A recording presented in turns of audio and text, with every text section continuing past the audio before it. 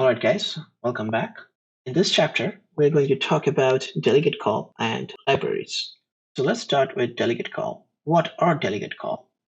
So in the last chapter, we went over this message call where we called another contract with some ether value, and we saw that we can call it with or without any data. So delegate call is very close to what message call was. It's actually a special variant of that message call. It's identical, except that when this delegate call is used, its code is executed in the context of the calling contract. What that means is that a contract can actually dynamically load code from different address at runtime.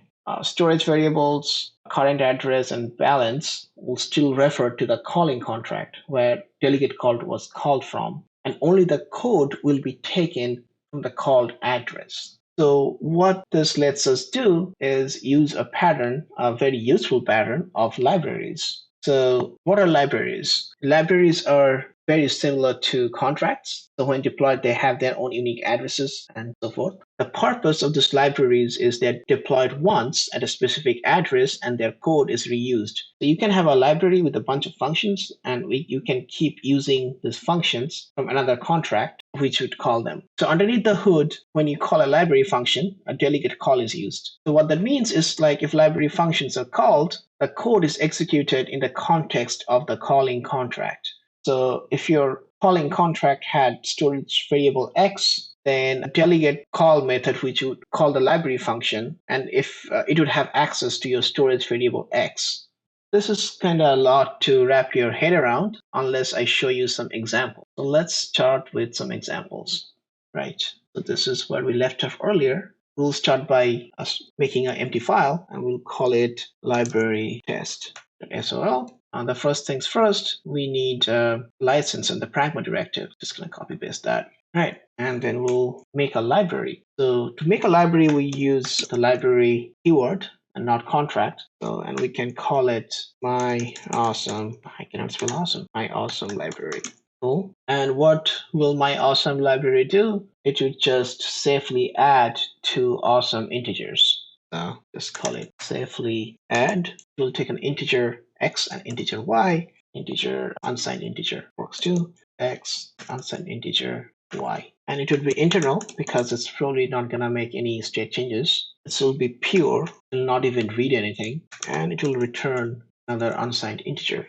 And all it will do is, that's all it will do. Now let's use this library from another contract. We can just write a contract right here, contract, my contract, and we can just write a test function, name it test, nothing fancy. And this test function will, well, let's say we have two state variables, x equals 12, and integer y 13. Okay, we don't need y. Let's just have one state variable, and we will call it test add. So any function or any unassigned integer you pass in here gets added to, let's call it add x. Any unassigned integer you pass here gets added to whatever the state variable is. And we can actually name it public 2, so we have access to the state. We can actually check it and call it z, and it will be an external function because we'll call it from outside. It will be view because it will actually see the state, and it will return just another unsigned integer. And the logic of this is pretty simple. Turns, so we will refer to this library master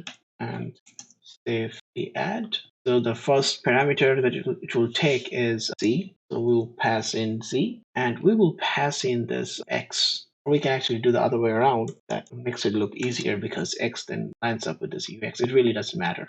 Okay, so that's an example of our library. So whenever we call the library function from the context of this contract, which is my contract, it has access to the storage variable x. So let's try and compile it and see what we get.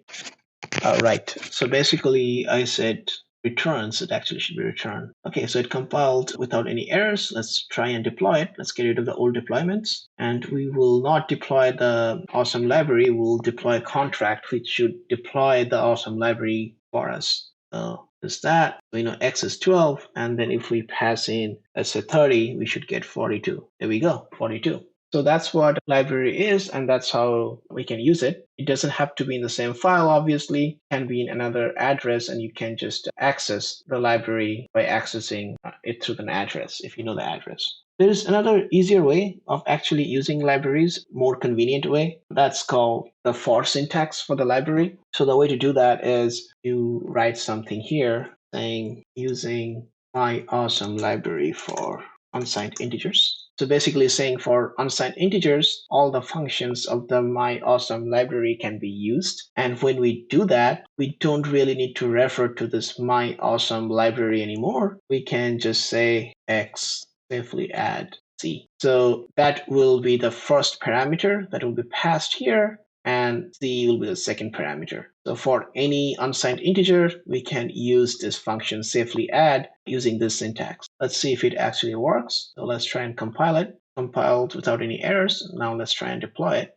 We don't need to delete it. We can be there. There will be a new instance of this contract, not the library, and we want to deploy this contract. Cool. This contract got deployed, and x is still 12. And if we pass in, let's say 50, we should get 62. There we go. So that's how library works. I'll see you in the next chapter.